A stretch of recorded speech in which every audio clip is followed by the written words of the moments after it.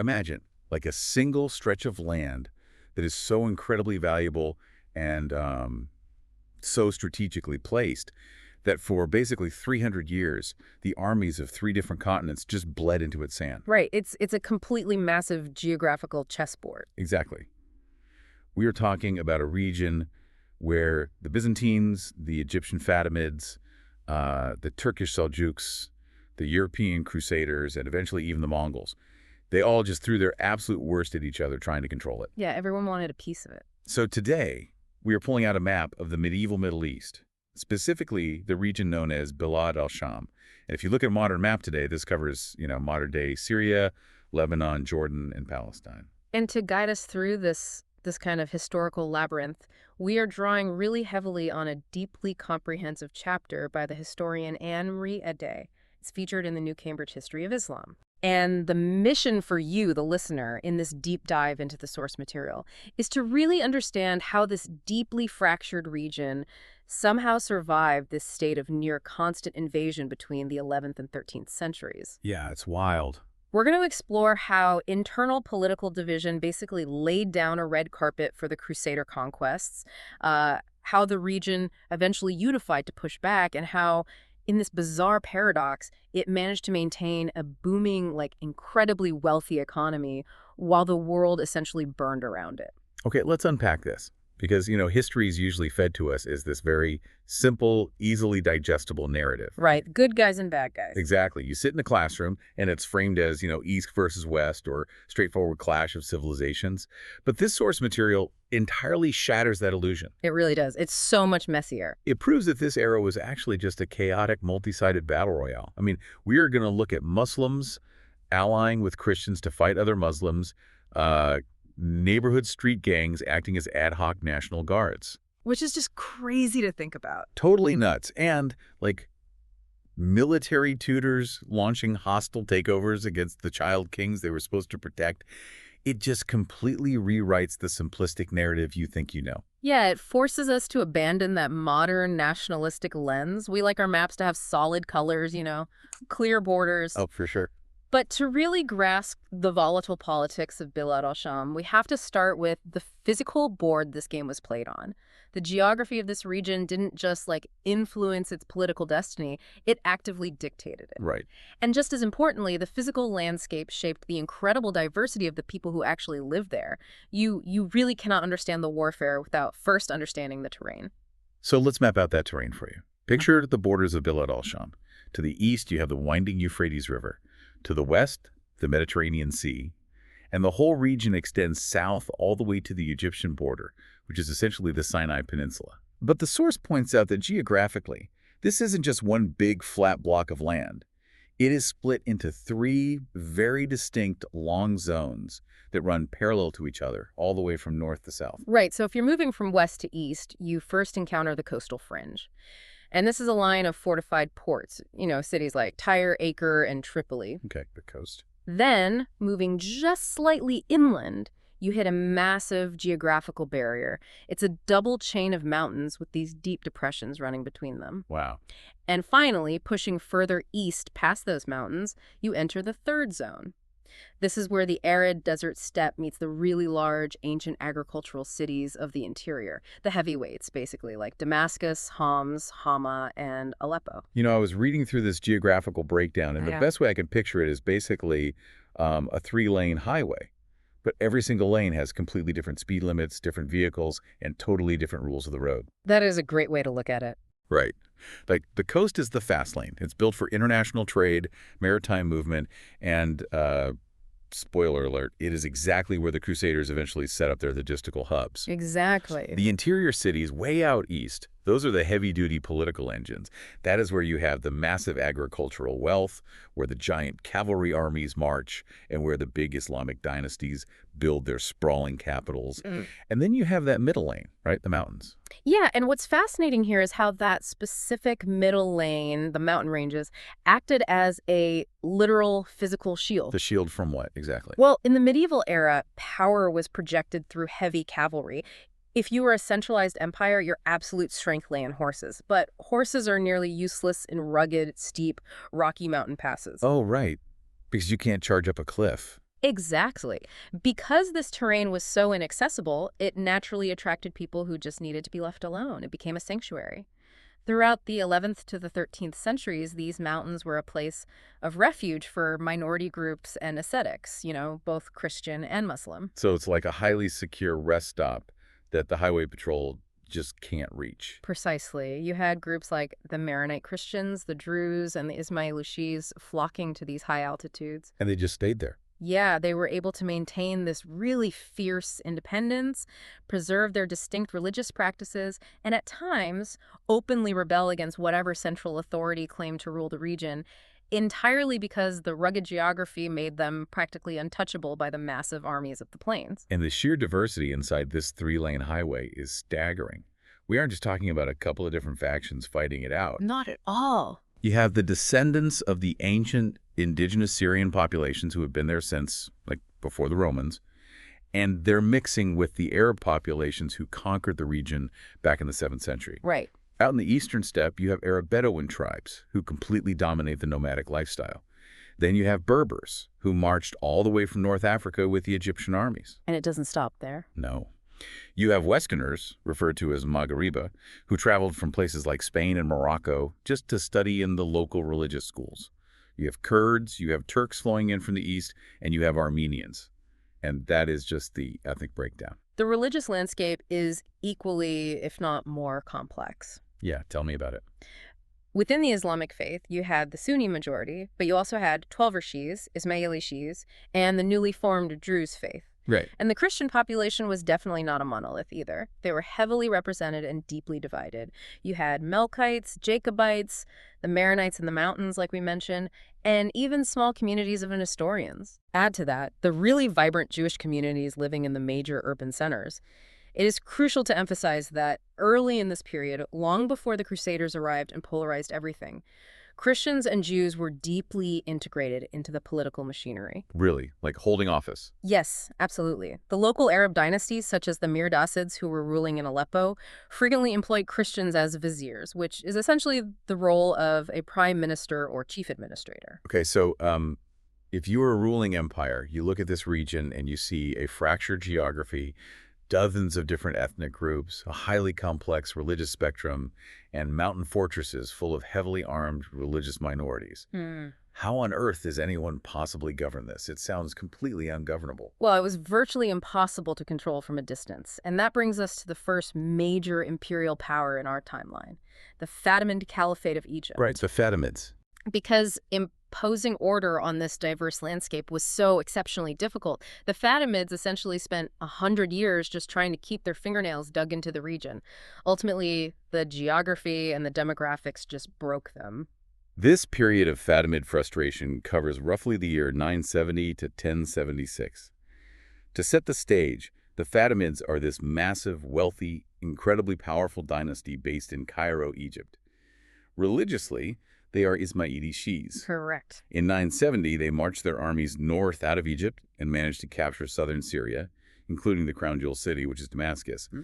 But they almost immediately hit a brick wall of incredibly violent local resistance. And this resistance is a perfect example of why we really must discard the modern instinct to view all medieval conflict as like holy war. Right. The Fātimids were Ismaili Shis, and the locals in Damascus and the surrounding southern regions were overwhelmingly Sunni. So it's very tempting to assume the resistance was a strictly religious uprising against a heretical occupier. Yeah, that would be the easy answer. But the source material heavily emphasizes that the resistance was primarily political and ethnic.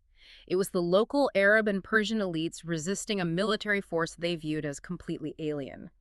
They were facing an army composed largely of North Africans and Berbers. So they were basically saying, we don't care what mosque you pray in, you're not from around here, and you're not taxing our markets.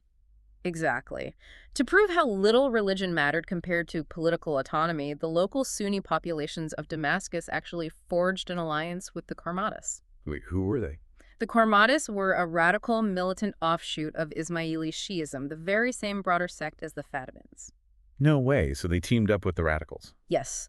The Sunni locals crossed those massive theological lines and allied with radical Shi'is simply to fight off the Egyptian occupation. The political threat of a foreign bureaucracy taking over their city was the true catalyst for war. The reality of this resistance inside the cities is wild. It brings us to a phenomenon that just completely shifts how I picture medieval warfare, and that is the Adath. Ah, yes, the Adath. Okay, let's unpack this. The Adath were urban militias. But when you hear the word militia, you probably picture a professional city guard, or a disciplined local reserve. Right, a town watch. That is not what this was. The text describes the Adath as being composed of disinherited youths, poor peasants who had migrated into the crowded city looking for work, and in many cases, literal gangs of ruffians and bandits. It's a very red crowd. And they were led by a local neighborhood chief called Arias. Imagine, like, neighborhood street gangs suddenly stepping up to act as the National Guard because the actual army has collapsed or is viewed as the enemy. It highlights a severe crisis of state power. When a central government cannot or will not protect its cities from foreign armies or nomadic raiders, the local population takes survival into its own hands. These Adath militias were fiercely territorial. They defended their home cities, especially Damascus and the coastal port of Tyre, against the Fātimid imperial armies with just an astonishing level of tenacity. They knew the streets, they had the support of the common people, and they fought a brutal, asymmetric war against the Egyptian troops. There is a specific story from Tyre that just blew my mind when I read it. In the year 998, the poor citizens of Tyre and the local Adath militias rally behind a sailor named Al-Shām. That's right. He leads this massive populist uprising, and they don't just fight the Fātimid garrison, they completely massacre them. A sailor wiped out an imperial garrison. It is a striking testament to the power of localized fury, though we definitely must note it did not end well for Al-Shām. Oh, I'm sure the Fātimids weren't thrilled. No, the Fātimid Empire eventually regrouped, brought in overwhelming naval and land forces, captured him, and dragged him back to Cairo where he was flayed alive. Yikes. Yeah, it was a brutally public execution meant to send a very clear message to any other neighborhood watch commander who thought he could defy the caliph. But the presence of the Adath was deeply problematic for the cities themselves. They were a total double-edged sword. Right, because if you hand the keys of the city to a gang of bandits and disinherited youths to fight off the Egyptians, what happens when the Egyptians actually leave? The bandits are still holding the keys. That is the exact mechanism of urban decay in this period. The weaker the central Fātimid authority became, the easier it was for these local militias to impose a mafia-like rule over their own neighborhoods. A mafia. Wow. Because their ranks swelled with criminals and the desperate poor, they frequently turned to extorting the very people they were supposed to protect. They would pillage the markets, demand protection money from the wealthy merchants, and just terrorize the civilian elites. So nobody was safe. Exactly. The religious scholars, the wealthy traders, the traditional aristocracy, they were caught in a nightmare scenario. They despised the foreign Fātimid army occupying their citadel, but they were equally terrified of the local street militias roaming the markets. It's total urban anarchy. But I keep coming back to a central question here. If the Fātimids are this massive, wealthy empire sitting on the agricultural goldmine of the Nile, why couldn't they just, I don't know, march 100,000 troops up the coast, crush the street militias, subdue the local Arab tribes, and lock the region down? Why deal with 100 years of frustration? If we connect this to the bigger picture of imperial administration, the failure wasn't a lack of resources. It was a fundamental structural paranoia within the Fātimid government itself. Paranoia. Yes. The caliphs sitting in Cairo were absolutely terrified of their own generals. The logistical reality of the medieval world meant that communicating between Cairo and Damascus took weeks. Right, no radios. Right, so if a Fātimid governor in Syria was highly competent, if he successfully built a regional army strong enough to crush the Adath militias and pacify the roaming Bedouin tribes, he suddenly became the most dangerous man in the empire. Oh, because if he can conquer Syria, he can just turn his army south and conquer Egypt. That was the constant fear. The caliph's administration operated on the baseline assumption that any successful governor in Bilād al-Shām was a pending usurper. So the central government actively sabotaged its own provincial leadership out of fear of rebellion. That is wild. Whenever a governor in Damascus began to centralize power and establish genuine stability, Cairo would immediately have him dismissed, reassigned, or in many cases, quietly assassinated. The source has a stat that is just laughable.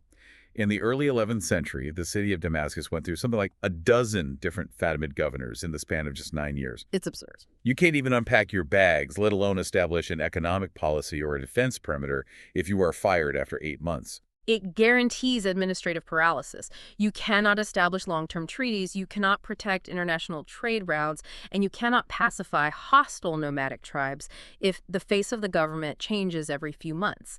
And the Bedouin tribes in the steppe were highly intelligent political actors who took full advantage of this revolving door of weak governors. Yeah, let's talk about the Bedouins, because they are a huge factor in this chaos.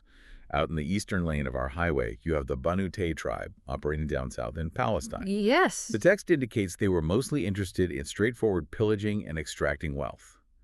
And wealth for a nomadic tribe is movable, right? It's gold, horses, and control of trade routes. Exactly. They were so bold that at one point, their leader, Mufarrish ibn al-Jada, actually tried to install his own puppet anti-caliph over in Mecca just to troll the Fātimids and delegitimize their religious authority. It was a brilliant, if entirely cynical, geopolitical maneuver. And further north, around Aleppo, you had another major tribal confederation, the Banu Kilab. Okay, what were they up to? They operated slightly differently. Instead of just raiding, they managed to capture Aleppo and establish a legitimate, albeit small, dynasty known as the Mirdasids.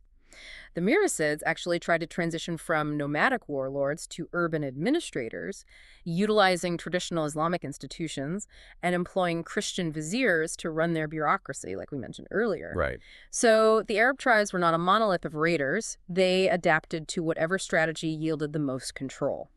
But overall, their loyalty was basically up for auction. They would ally with the Fātimids when the gold was flowing, switch sides to the Christian Byzantines invading from the north when it was convenient, and then just rebel against both of them a year later. It really was a complete power vacuum. And adding gasoline to this fire is the Fātimid Caliph himself, al-Hakim, who ruled from Cairo between 996 and 1021. Caliph al-Hakim is one of the most enigmatic and deeply polarizing figures in medieval history. For much of his reign, he engaged in severe, erratic persecution of the Christian and Jewish populations under his rule, which was a very sharp departure from traditional Islamic governance that generally protected these groups as people of the book in exchange for a special tax. His most spectacular and destructive act happened in 1009.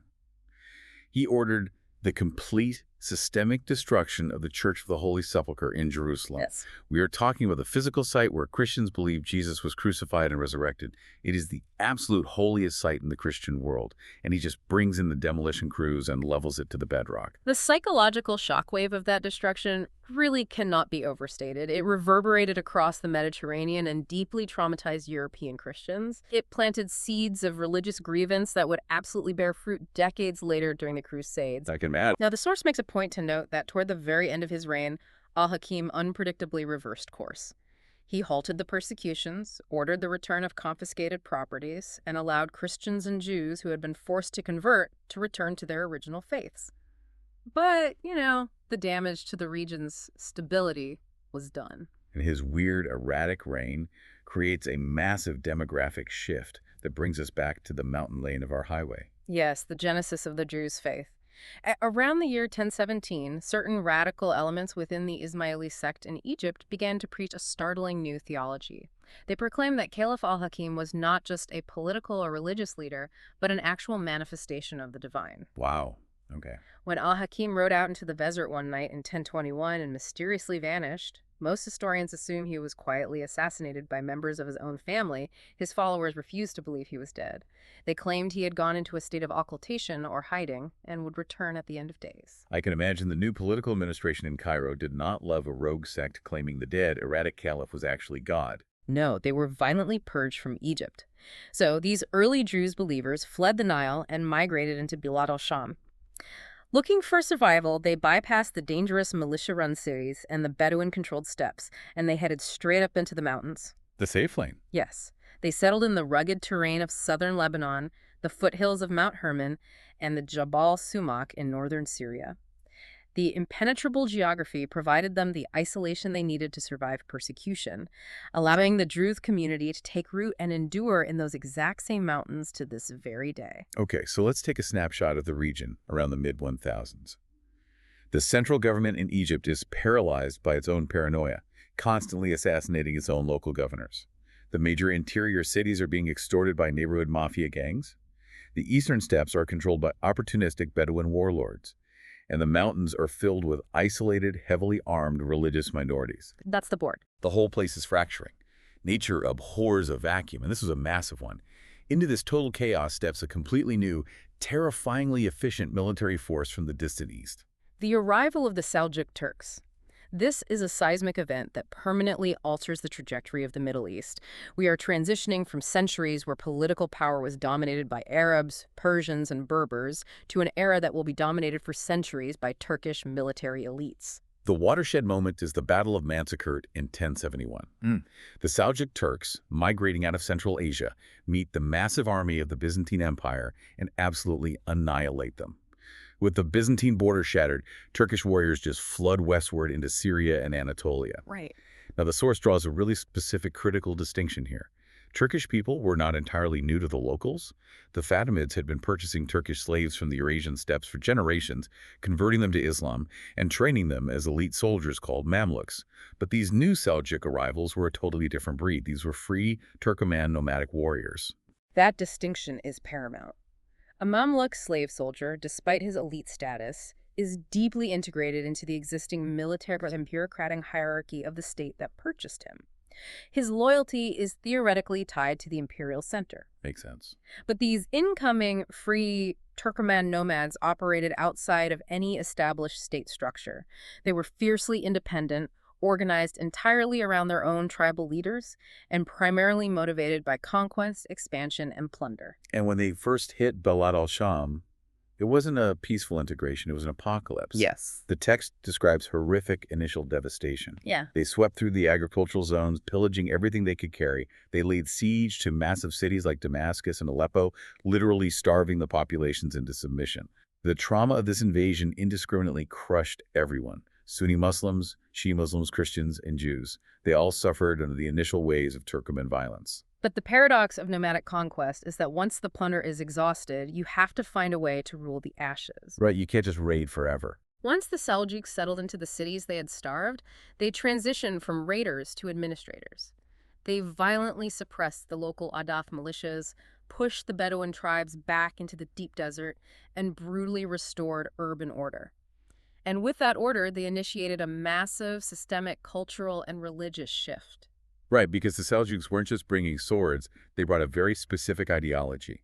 They were staunch, uncompromising Sunni Muslims, specifically adhering to the Shafi'i school of Islamic jurisprudence. Very strict. For the last century, the region had been nominally ruled by the Shia Fātimids.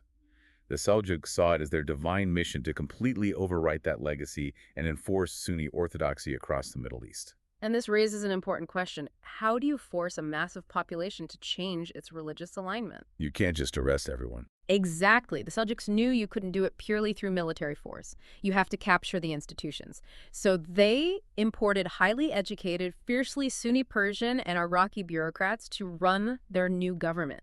More importantly, they built entirely new educational infrastructure. They introduced the madrasa system into Bilād al-Shām. I want to focus on the madrasas because this is where the how becomes really clear. A madrasa isn't just a local mosque where people pray. It is a state-sponsored, highly funded law college. Yes. Why is that important? Because in the medieval Islamic world, the legal system and the religious system are identical. If you want a job as a judge, a tax collector, a market inspector, or a government minister, you have to know the law. The Seljuks built these massive madrasas and said, we are only teaching Sunni Shafi'i law here. If you want a lucrative career in our empire, you come learn our version of the religion. It was a genius, bloodless way to systematically choke out Shian influence over a generation. You control the education, you control the bureaucracy. It's so smart. It was institutional engineering at its finest.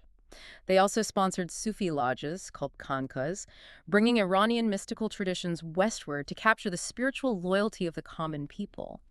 They were building a robust, intellectual, and deeply entrenched Sunni infrastructure. And here's where it gets really interesting.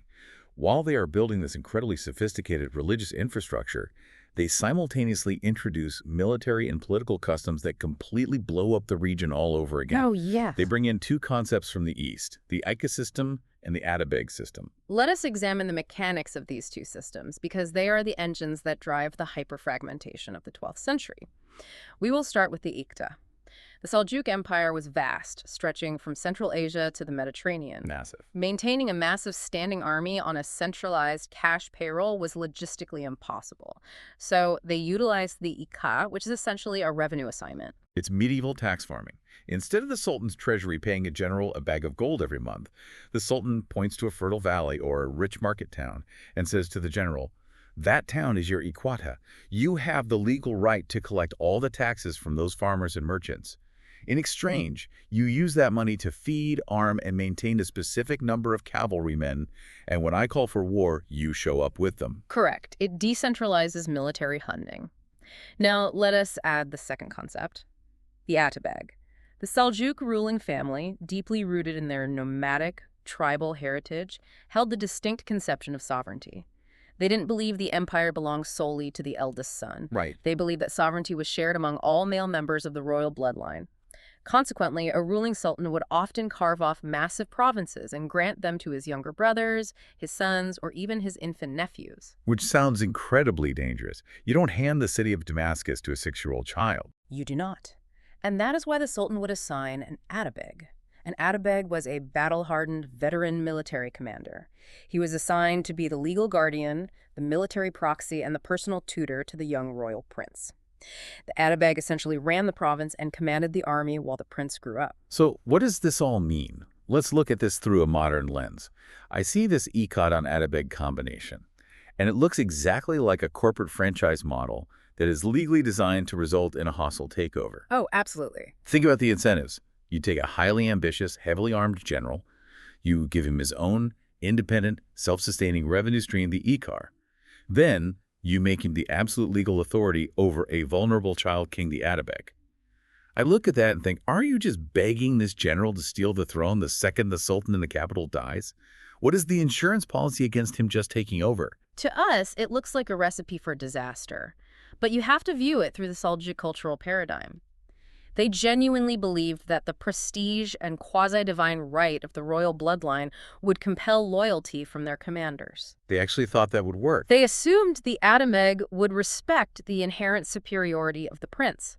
But human ambition, backed by a private army and a personal tax base, almost always wins out over abstract concepts of royal prestige. When a sultan died, the central authority vanished. The Atabeg, who already controlled the troops and the money, would simply push the adolescent prince into a gilded cage, or worse, marry the boy's mother to secure a thin veneer of dynastic continuity and declare himself the independent ruler of his own new state. It's exactly like the CEO of a massive corporation dying, and immediately every regional branch manager across the globe just declares their specific office an independent country, locks the doors, and starts hoarding the profits. That is a perfect translation of the political reality. A textbook example occurred in Damascus. A young Seljuk prince named Dukwak died.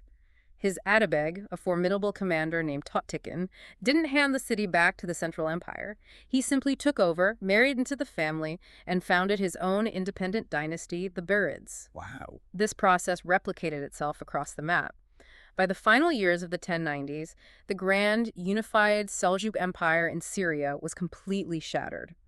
Bilād al-Shām was partitioned into rival, fiercely independent Muslim city-states, Aleppo, Damascus, Homs, Antioch. They were ruled by men who hated each other, plotted against each other, and feared their Muslim neighbors far more than they cared about any theoretical threat from the outside world. Which perfectly, tragically sets the stage for the most unexpected, earth-shattering event of the era. This brings us to the First Crusade, covering the years 1097 to 1099. Because the Seljuk corporate franchise system actively incentivized local warlords to fight each other rather than unify, the entire region was a fractured, paranoid mess. The doors were wide open. And that is the singular reason why the First Crusade succeeded in such spectacular, improbable fashion. The sheer logistical improbability of the First Crusade is staggering. You have a deeply divided, religiously motivated army of European nobles and peasants traveling thousands of miles from their homes. They survive a grueling march across the hostile terrain of Anatolia, suffering from mass starvation and disease. It's a miracle they made it at all. By all conventional military logic, an army that exhausted, operating that far from any friendly supply lines, should have been utterly destroyed when they reached the fortified gates of Antioch in the autumn of 1097. But they weren't. Against literally all odds, This starving, desperate army managed to conquer Edessa, then Antioch, and they keep marching south. In July 1099, they breached the walls of Jerusalem, and the source material does not shy away from the horrific reality of what happened next. When the Crusaders broke into the Holy City, it was a bloodbath of apocalyptic proportions. The massacres carried out inside Jerusalem left a psychological scar on the region that lasted for centuries. The Crusaders systematically slaughtered the Muslim population. They did not spare the vibrant Jewish community either. Historical accounts describe Jews being herded into their central synagogue and burned alive. It's just horrific. And the physical landscape of the city was violently repurposed. The Crusaders seized the Dome of the Rock, converting it into a Christian church, and they turned the Al-Aqsa Mosque into a royal residence, and eventually the headquarters for the newly formed Knights Templar. It is a total visceral trauma, but as I read this, I kept asking myself, how? How does a fractured, exhausted European army manage to dismantle the military forces of the Middle East and take the most fortified cities in the region? The text makes it painfully clear. The secret weapon of the Franks wasn't military superiority, it was Muslim disunity. The local warlords absolutely refused to help each other, even as the Crusaders were marching up to their walls. The level of myopia is astonishing, but it makes sense if you understand the hyperfragmentation we just discussed. The local Muslim rulers viewed each other as the primary existential threat. Right. We see this vividly during the Crusader siege of Antioch. The city is surrounded, starving, begging for help. Finally, a massive relief army from the city of Mosul marches west to break the siege. But the ruler of Aleppo, a Saljuq prince named Ridwan, whose city is right next door to Antioch, refuses to join his forces with the relief army. Why? Why would you not help break the siege of a neighboring city? Because Ridwan was convinced that the commander from Mosul wasn't really coming to fight the Franks. Ridwan believed the relief army was actually planning to use the crisis as an excuse to march in, take over his city of Aleppo, and depose him. Oh, wow. He feared the ambition of his fellow Muslim commander more than he feared the unknown European invaders. So Ridwan kept his army inside his walls and literally watched the Crusaders take Antioch. He let the Crusaders win because he couldn't trust his own allies. The petty infighting is just staggering. The source shows local emirs constantly negotiating with the Franks, eagerly paying them protection money, and in many cases, actually allying with the Crusader armies against their own rival Muslim states, all just to protect their tiny personal fiefdoms. Yeah, survival first. Totakan down in Damascus, the guy who stole the throne from the kid he was tutoring, is famous for this. He was respected as a brave warrior, but he absolutely signed treaties with the Franks when he needed a buffer against a rival Muslim army coming from the north. This raises an important question regarding perception. It is easy to judge them in hindsight, but we have to ask how the locals actually understood the people invading them. That's true. Early on, the Muslim populations and their leaders simply did not comprehend the concept of a crusade. The idea of an armed pilgrimage traveling thousands of miles strictly to conquer a holy city was alien to them. I was wondering about this. I'm screaming at the pages. How could you ignore a literal holy war marching through your front yard? Did they just not see the giant crosses painted on the shields? They saw the invaders through the lens of their own historical experience. For over 3 centuries, the Islamic states of the Levant had been engaged in near-constant frontier warfare with the Christian Byzantine Empire to the north. Okay, so it was normal. It was a rhythmic cycle. The Byzantines would march down, besiege a city, extract tribute, and leave. Treaties were made, alliances shifted, mercenaries were hired. It was normalized border friction. When the Franks first arrived, the local emirs largely assumed this was just the latest group of Byzantine mercenaries or a new faction of Christian warlords looking to carve out a small tax base. Oh. They applied the old diplomatic playbook: pay them off, pit them against your rivals, and wait for them to assimilate into the local power structure. They fundamentally misunderstood the fanatical, ideological drive of the invasion. They thought they were dealing with a neighborhood bully shaking them down for lunch money, not realizing they were dealing with an ideologically possessed army, intent on burning down the entire school. Precisely. However, there were a few individuals who saw through the fog. The most notable was a Damascene legal scholar named al-Sulami.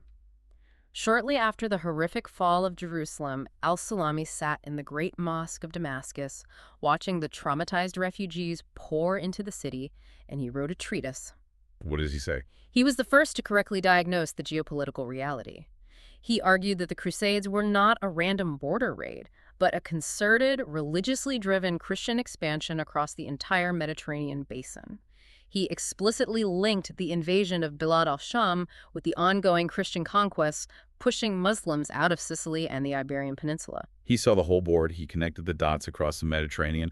What was his proposed solution? He argued that the only way to survive was for the fragmented Muslim leadership to abandon their petty squabbles, undergo a moral and spiritual revival, and unite under the banner of a coordinated offensive jihad to drive the Franks into the sea. And let me guess, all the local warlords read his brilliant legal treatise, realized the error of their ways, unified their armies, and saved the day. They entirely ignored him. Of course they did. He preached to empty rooms.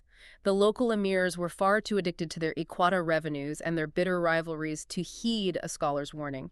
It would take decades of continued humiliation, the loss of vast territories, and the slow strangulation of their economies before al-Salami's vision of ideological unity and holy war was forcibly adopted by the political leadership. Which leads us to the massive shift in the narrative, the turning of the tide. The utter failure of these fragmented corporate franchise states to push back the Franks eventually forced a harsh realization. The only way to survive this existential threat was to fuse massive territorial unity with a terrifyingly focused ideological mission.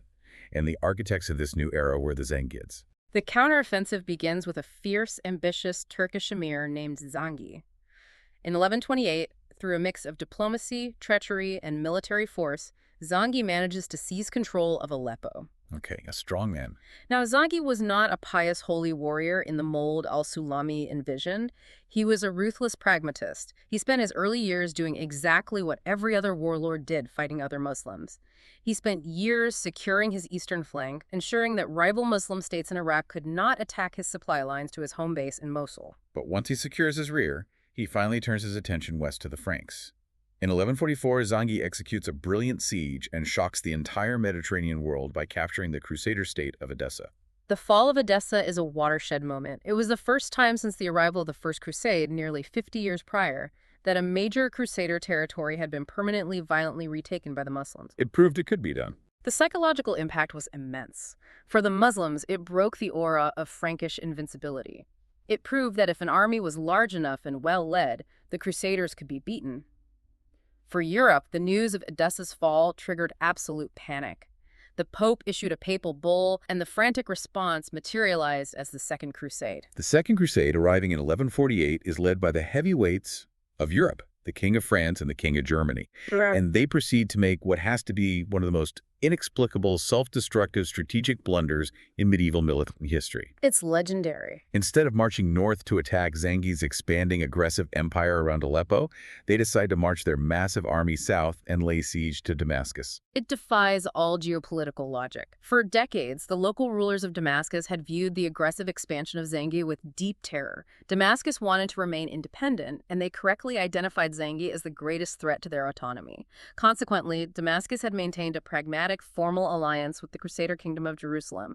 They acted as a deliberate buffer state. So, bringing back our corporate analogy, it is as if the aggressive corporate raiders from Europe fly in, look at the map, ignore the massive rival corporation threatening to monopolize the market, and instead launch a hostile takeover against the one independent regional branch that actually has a friendly business partnership with them. That is exactly what they did. The siege was a spectacular failure due to abysmal strategic planning, a lack of water, and fierce internal bickering among the Crusader commanders over who would get to rule the city once it fell.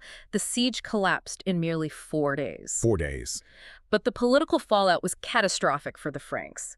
By breaking their treaty and unprovokedly attacking Damascus, the Crusaders unequivocally proved to the entire Muslim world that no Frankish promise could be trusted. They alienated their only potential ally. The traumatized citizens of Damascus realized they could no longer rely on treaties with Christians for protection.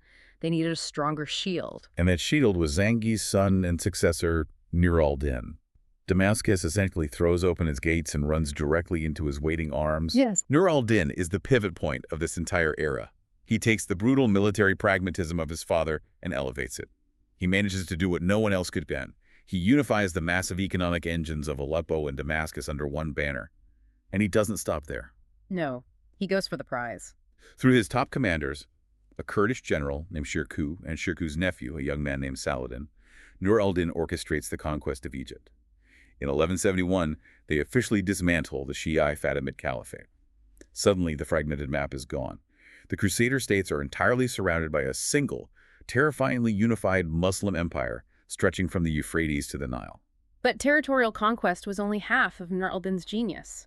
He realized that holding this massive, diverse territory together required more than just the threat of cavalry. He needed a unifying ideology. He dusted off the forgotten ideas of al-Sulami and completely weaponized religion. He tied his military campaigns, the jihad against the Franks, inextricably to the aggressive restoration of Sunni orthodoxy.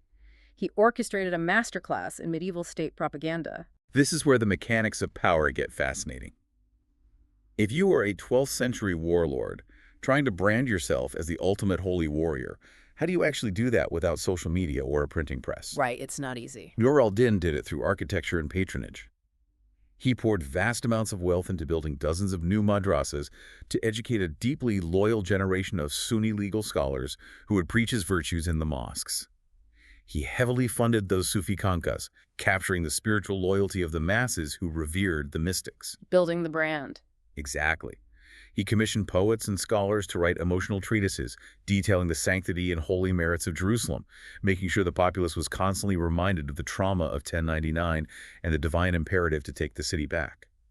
But my absolute favorite detail of this entire propaganda campaign is the minbar. The wooden pulpit. It is a brilliant psychological maneuver. Right. So Nur al-Din is sitting in his capital of Aleppo, which is hundreds of miles away from Jerusalem. Jerusalem is heavily fortified, defended by the Knights Templar and the army of the Kingdom of Jerusalem.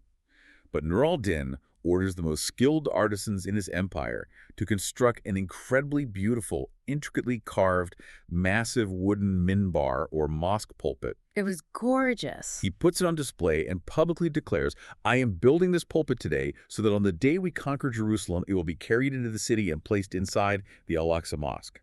Building custom furniture for a heavily defended enemy city you don't even control yet is the ultimate psychological flex. It transmitted a clear message to his subjects. Taking Jerusalem isn't a vague dream. It is a logistical inevitability. We are already building the furniture. It was a profound physical manifestation of abstract ideology. It galvanized the Sunni population. However, we must be careful not to view Nur al-Din's reign through a romanticized lens of peaceful pan-Islamic brotherhood. If we connect this to the broader demographic reality we established in the beginning, this intense, state-sponsored Sunni revival was deeply terrifying to the millions of people who were not Sunni. The unification wasn't a democratic vote. It was enforced at the end of a sword. Did this aggressive Sunni branding alienate groups like the Shi'is living in these cities? Emphatically, yes. Consider Aleppo, which had maintained a very large, deeply rooted Twelver Shia population for centuries. When Nur al-Din's administration began constructing the very first Sunni madrasas in the heart of the city, the Shia population did not politely accept it. I bet not. They violently rioted in the streets. They clearly understood that this new religious architecture was not about education. It was an institutional mechanism designed to systematically marginalize them, strip them of administrative power, and enforce religious conformity. This era of unity involves severe top-down repression of internal minorities, and it birthed one of the most infamous counter-movements in history. The Assassins. The group that has spawned 1,000 video games and myths. The text refers to them as the Batinis or the Hashishiyya. Yes, a radical, highly militant offshoot of Ismaili Shi'ism. They completely rejected the Sunni revival of Nur al-Din, and they equally despised the European Crusaders. But they were a small minority. They could not possibly field an army to meet Nur al-Din's heavy cavalry on an open battlefield. So what'd they do? So they retreated to that middle lane we discussed, the rugged, inaccessible mountain ranges of Syria. From impregnable fortresses like Masyaf, they utilized asymmetric warfare. They weaponized targeted public assassination of key political and religious figures to terrorize the Sunni leadership and the Franks alike. They were a constant, terrifying internal bleed on the stability of the state, proving that while Nur al-Din controlled the map, he never truly controlled the mountains. They even made multiple, terrifyingly close attempts on the life of his successor. Which provides the perfect transition into the climax of our medieval drama. Saladin, the Ayyubid family, and the bizarre economics of holy war. Nur al-Din is the architect. He builds the ideological engine, unifies the territory, and commissions the pulpit. But he dies in 1174 before he can launch his grand invasion to retake Jerusalem. The glory of finishing the job falls to his brilliant, ambitious Kurdish protege, Saladin. Saladin is arguably the most famous figure of this era, both in Eastern and Western historiography. Following Nur al-Din's death, Saladin spent over a decade ruthlessly consolidating his power, often warring against Nur al-Din's own heirs to enforce his control over Syria and Egypt. Right, cleaning house. Once he had effectively unified the empire under his own family, the Ayyubids, he waited for the right moment to strike at the Franks. He needed a legally and morally justifiable casus bellius, a reason for war. He received it when a notoriously brutal Frankish lord named Reinald of Chatillon blatantly broke a fragile truce by attacking and slaughtering a peaceful Muslim merchant caravan. Saladin declares war, raises a massive army from Egypt and Syria, and marches toward the Crusader kingdom. This culminates in 1187 at the Battle of Hattin. And reading the breakdown of this battle, it sounds like an absolute nightmare of tactical and environmental horror for the Crusaders. Oh, it was brutal. Saladin purposefully lures the massive Frankish army out of their defensive positions and into the arid, waterless plains near Tiberias during the agonizing, suffocating heat of the Middle Eastern summer. It was a masterstroke of utilizing the environment as a weapon. The Crusader army, encased in heavy chainmail, was marching for miles under a blistering sun without access to water wells. That sounds miserable. Saladin's light cavalry continuously harassed them, preventing them from reaching the Sea of Galilee. To compound the psychological and physical torture, Saladin's troops set fire to the dry scrub brush surrounding the Crusader camp, choking the exhausted, dehydrated European knights with thick black smoke. Wow. When the final assault came at the Horns of Hattin, the Crusader army was essentially paralyzed by thirst and exhaustion. They were utterly annihilated. The king of Jerusalem was captured in his tent. In a single afternoon, Saladin effectively wiped out the entire military capacity of the Crusader states. And with the Frankish army destroyed in the desert, the cities of the coast were left entirely defenseless. Saladin sweeps through them and eventually arrives at the heavily fortified walls of Jerusalem. He breaches the city, bringing Nur al-Din's dream to life.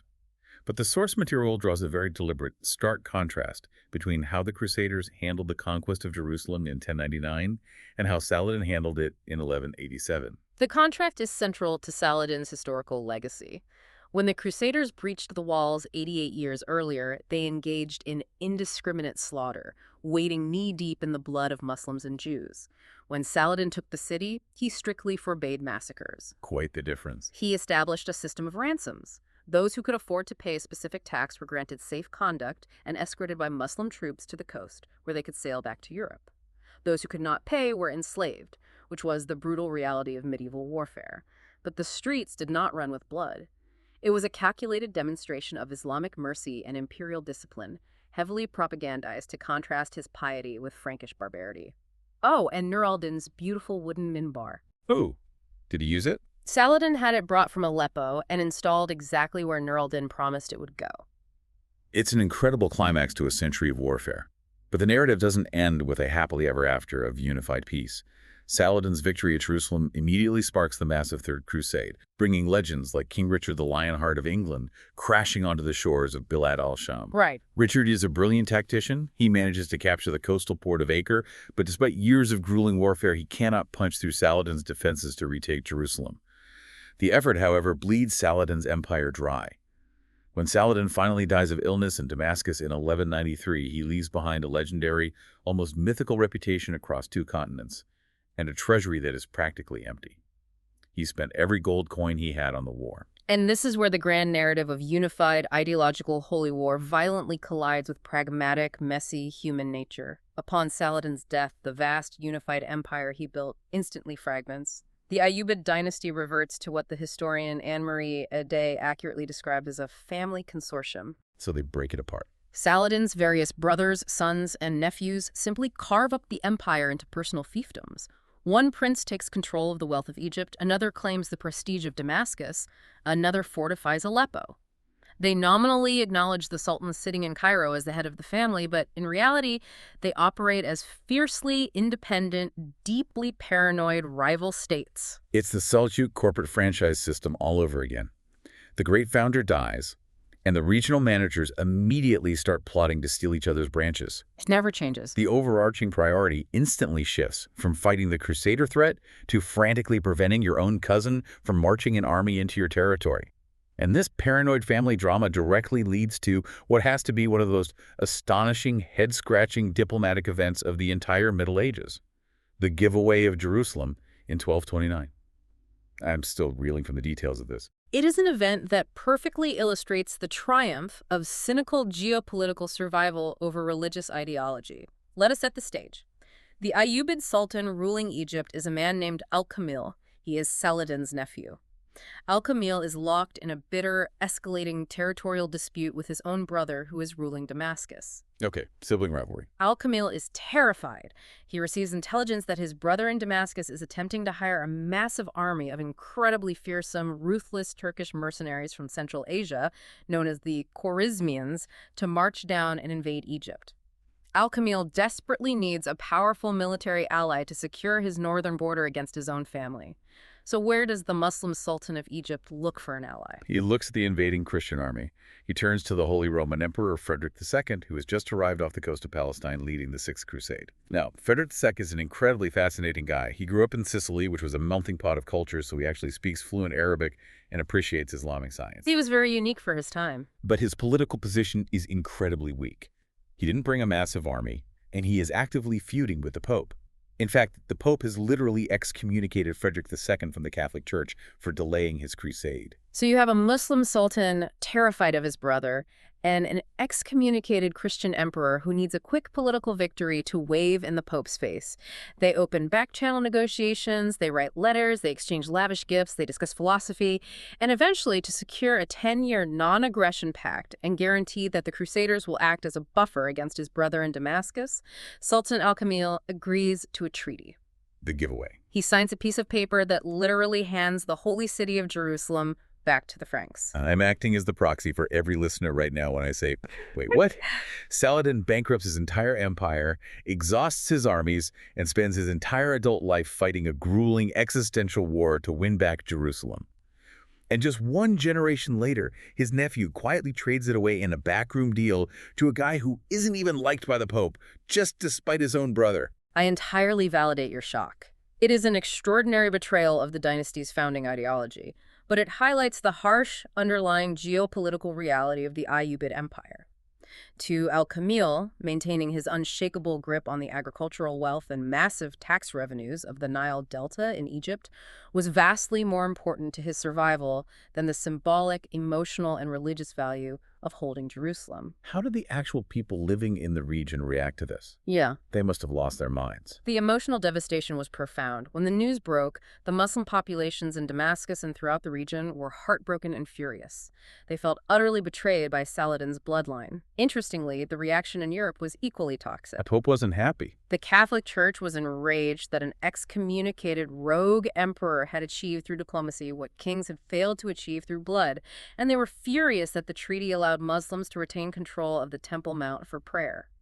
It was a pragmatic, bloodless compromise that managed to infuriate absolutely everyone on Earth. Nobody was happy.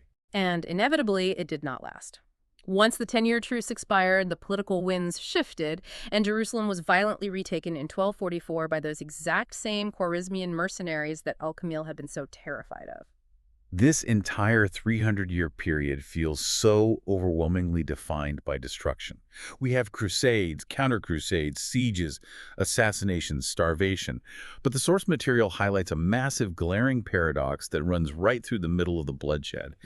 Despite all of this relentless warfare, the regional economy was absolutely booming. This is a vital paradox to grasp if you want to understand how the medieval world actually functioned.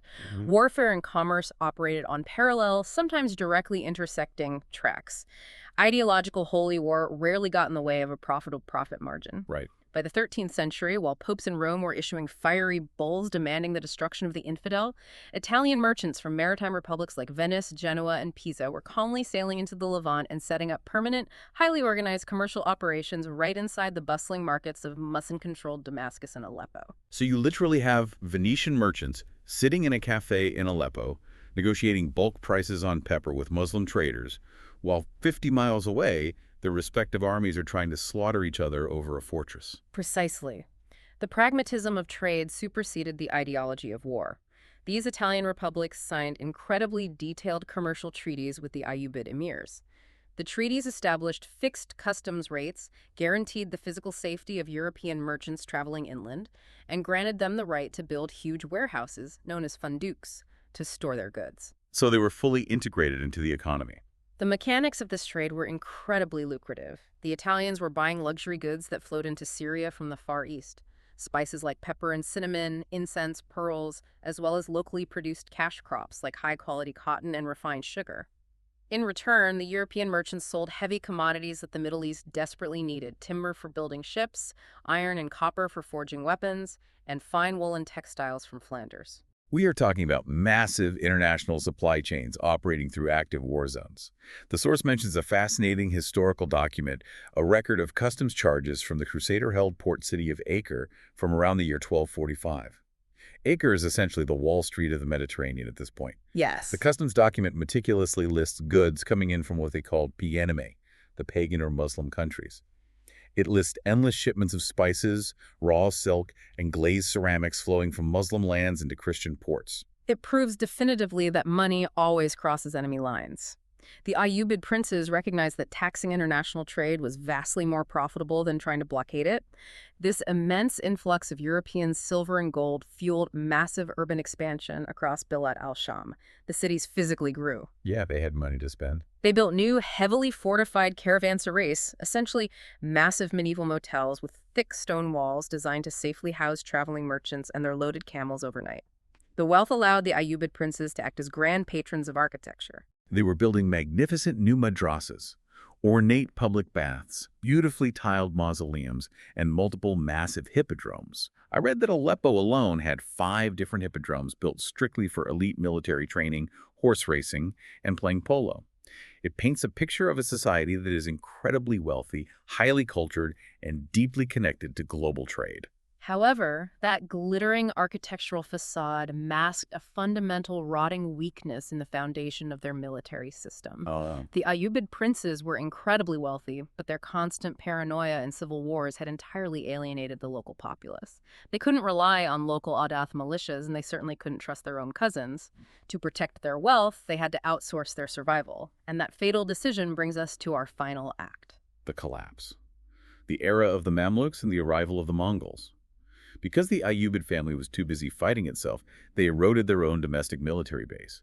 To compensate, they began to rely heavily on outside forces that would ultimately consume them. The Ayyubid armies, originally built by Saladin, utilizing loyal Kurdish factions, underwent a massive structural shift. The Sultan in Egypt, swimming in the tax revenues of the Nile and international trade, began purchasing thousands upon thousands of imported Turkish Mamluks. Let's clearly define the Mamluk system again because it's so alien to modern military structures. Yeah.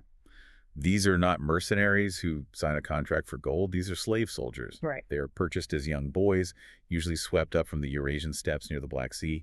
They are brought to Egypt, forcibly converted to Islam, and isolated in massive barracks where they are trained exclusively from childhood for elite cavalry warfare. Because they have no local family ties and no local ethnic loyalties, they are entirely dependent on and theoretically fiercely loyal to the Sultan who bought them. Theoretically, they were the most devastatingly effective fighting force in the world at the time. But the psychological reality of the Mamluk barracks is that because these boys were ripped from their families and raised exclusively with each other, they formed incredibly tight, cohesive, unbreakable bonds with their fellow slaves and their direct commanders. Their primary loyalty was to the regiment, not necessarily the crown. And the inherent danger of building a massive machine of elite slave soldiers finally detonates in the year 1250. It happens right in the middle of a massive existential crisis. France's King Louis IX has launched the Seventh Crusade, and a massive French army has landed on the coast of Egypt, threatening to conquer the capital. A terrible time for a crisis. Right in the middle of this frantic, desperate defense, the ruling Ayyubid Sultan of Egypt suddenly dies of illness. His son rushes back from the northern frontier to take the throne, but the son makes a fatal political miscalculation. He arrives arrogant and immediately begins alienating and sidelining the elite Mamluk regiments who had literally just saved the country from the French. It was a catastrophic error in judgment.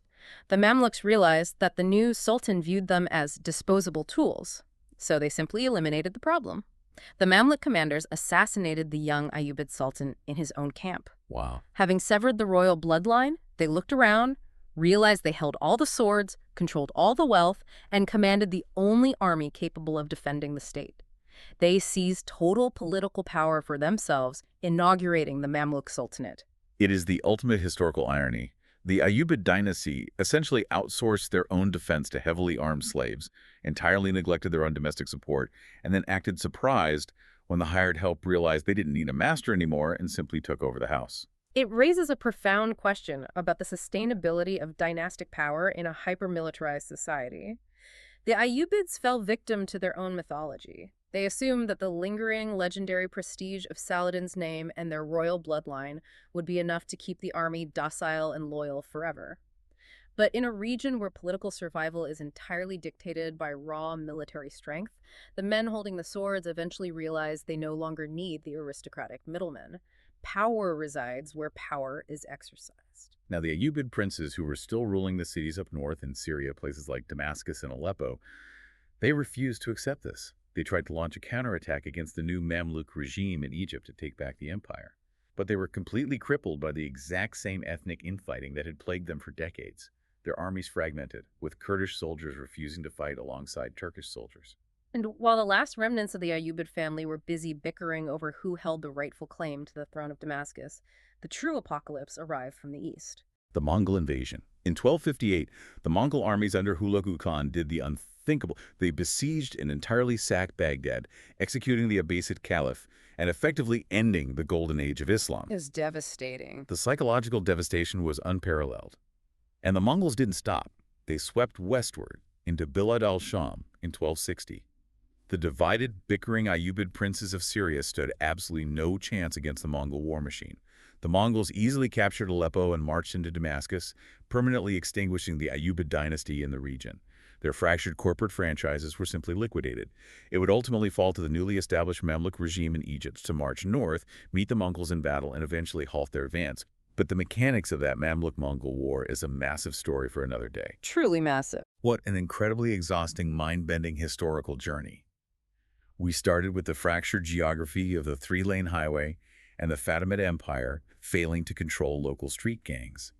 We watched the Saljuq corporate franchise system tear the Middle East into paranoid little pieces, leaving the door wide open for the traumatic shock of the First Crusade. Quite the ride. We witnessed the slow, methodical, ideological masterclass of Nur al-Din, who used architecture and propaganda to build the engine that Saladin ultimately drove to victory at Hattin.